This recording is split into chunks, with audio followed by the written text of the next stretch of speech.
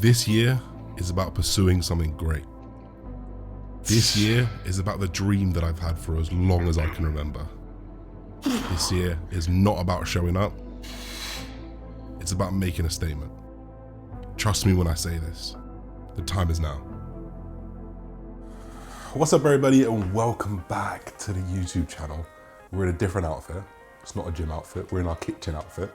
And today, we're gonna do 3 high protein meals that you could potentially use. Probably some spins on some traditional things, but also just what I'm eating at the moment.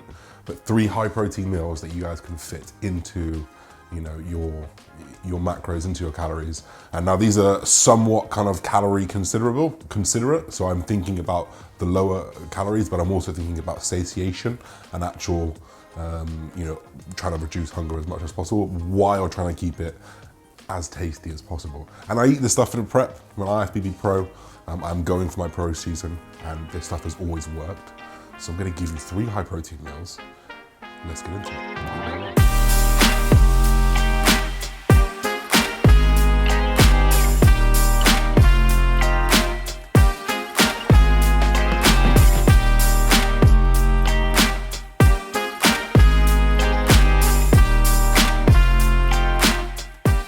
Here's your first high protein meal. So first up, we have 3% fat mince.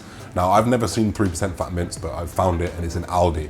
We have just switched from Waitrose to Aldi. The difference is 0 difference in food quality, except things maybe go out of date a little bit quicker, and you pay like literally 40% less of the price. So 3% fat mince here, I've got 200 grams, which for me makes 45 grams of protein, which is really good. Obviously a very low fat.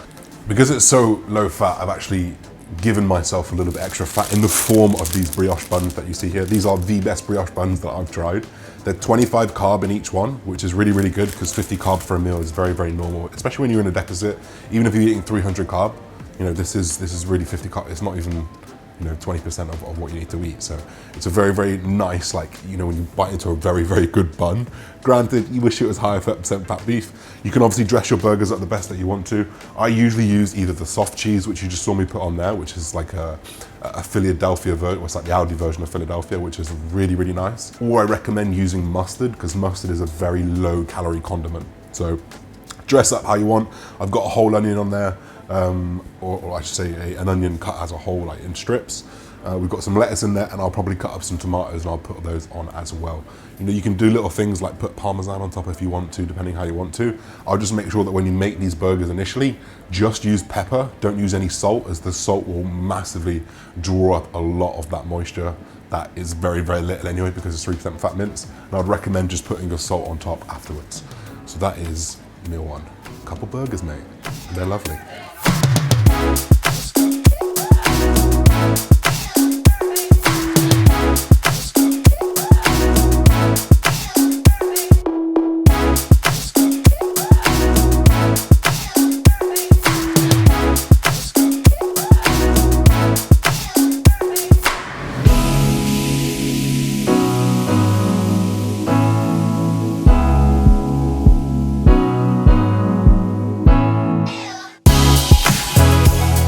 Second meal here.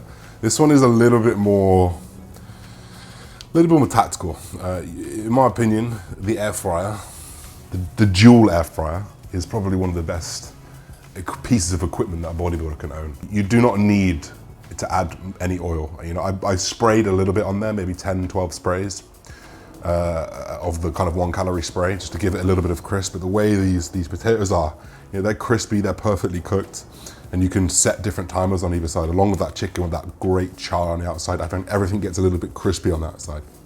And now, this is just such an easy way to do chicken as well. Like, I think a lot of people think, chicken, potato, boring meal, chicken and rice, boring meal. Well, this is like tikka chicken, So what we've got here is some total Faya yogurt. It's actually not Faya, it's a different brand. It's the Aldi brand. I'm that guy now.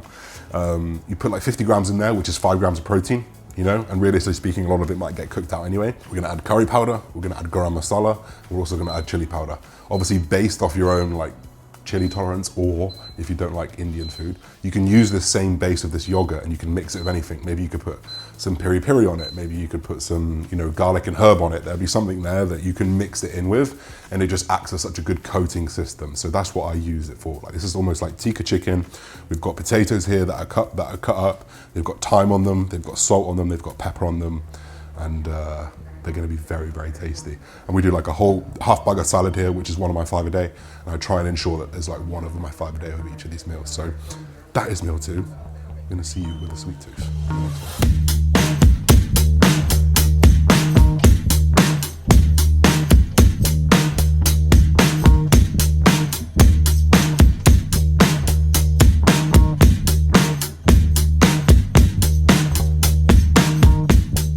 So the last and final one, I want to give you something sweet, because I've also got a sweet tooth, and I often find that my meal isn't done until my sweet tooth is murdered. And this is not murdered, but it's tickled with a little bit of flavor. So we have the JP Whey isolate. I've been going through some isolates recently to try and find out which is the best for this mug cake, which is basically protein powder mixed with oat milk. I use oat milk. You can use almond milk. You can use normal milk. You can even use water.